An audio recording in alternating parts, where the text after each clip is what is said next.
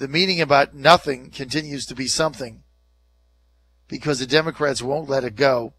Here's a House Armed Services Committee member, Representative John Garamendi, California. Now, I agree with Garamendi on his initiative with Walter Jones to get a vote on AUMF for Afghanistan. But here's Garamendi piping off yesterday, reacting to the latest reports about Donald Trump's meeting with a Kremlin-linked attorney, allegedly. Now, but here's the thing. Why do I play these? And I know they're dry. Some of you are reveling in it. You can't wait. You can't get enough. You can't get enough. And I get that's why I play. Other use is driving you bananas. But this is all the Democrat. Look, every quote I play you from a Democrat is about Russia and Trump sucks, or the G20 summit and Trump sucks, or Ivanka and Trump sucks. Every single one I play that we come up with every day is some Democrat saying Trump sucks. That is all they say.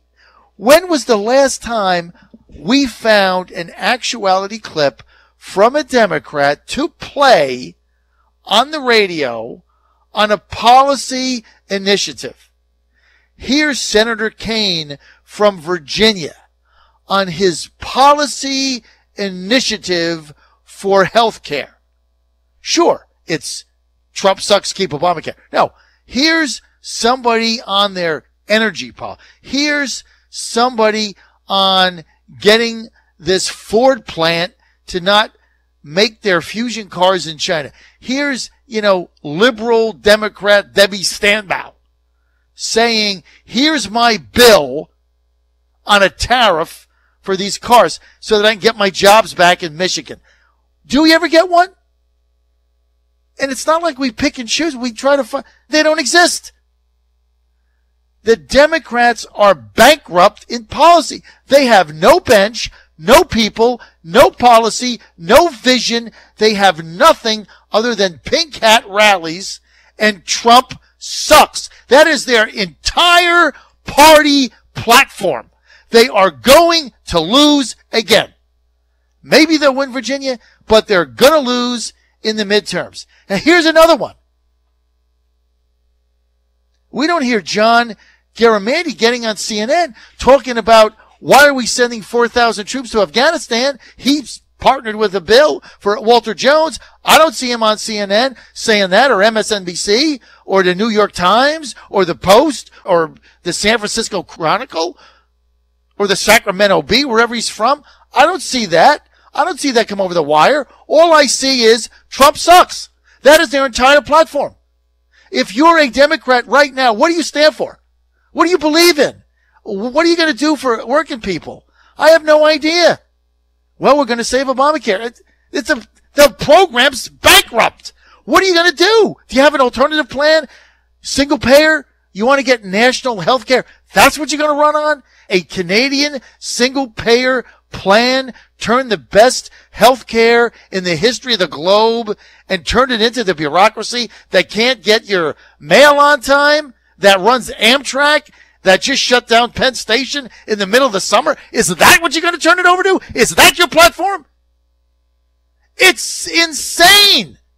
If you're a Democrat, you're going to be pulling your hair out. This is all they do, day after day after day after day. Now they're on to Donald Trump Jr. He sucks. Now they're on to Ivanka. Why is she sitting at a G20 meeting in this seat? They're harping on that. Who the hell cares what seat Ivanka Trump sits in? What are you going to do to get jobs in America or Virginia? What are you going to do? What is your plan? Do you have a tax plan? What are you going to do about the $3 trillion sitting in foreign banks? Because your tax code is too high and the companies won't bring them back. Let me see a Democrat like Bernie Sanders say, here's a bill that I'm proposing today. Here's my bill. I'm going to have a 90-day holiday on repatriation. 90 days, you bring it back, no tax, free. You got 90 days. starts Monday, it ends Friday that day, 90 days. You bring it back, we get $3 trillion pumped into the economy. That's a bill. Where's the policy from these people? I mean, maybe you don't like the Senate bill in health care. Maybe you want to repeal Obamacare.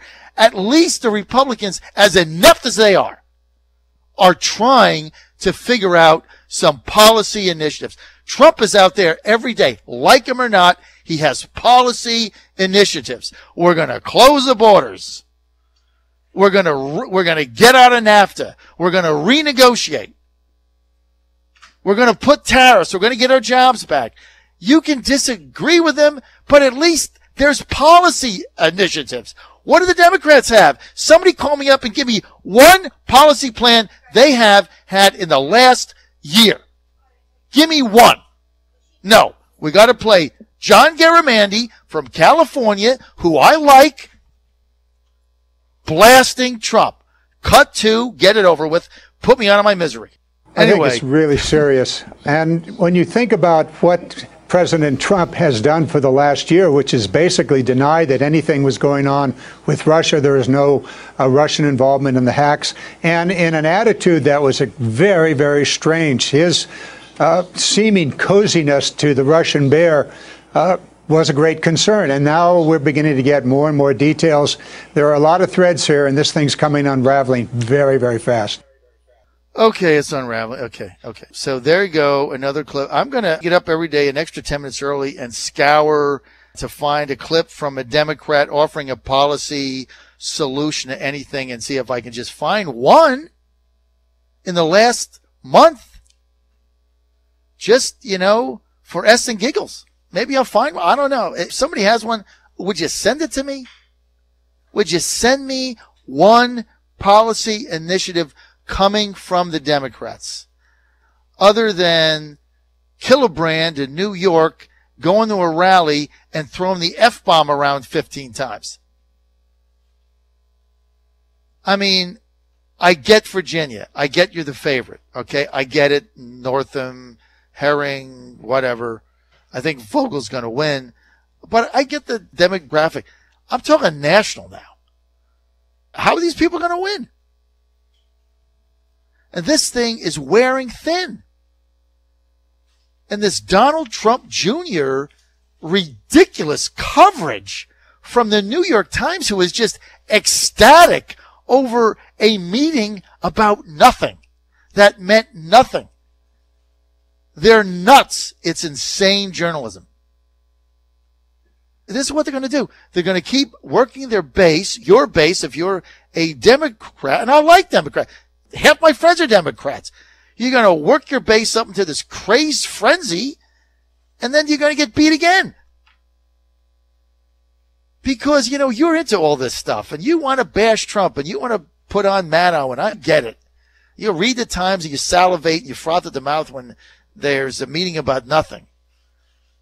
But when people go to the polls in these states in 2018 in November, and you Democrats are trying to win the Senate back or the House back or make significant inroads, and working people every day that actually have jobs, that have families, that are struggling, when they go to the polls and you have offered absolutely nothing for them.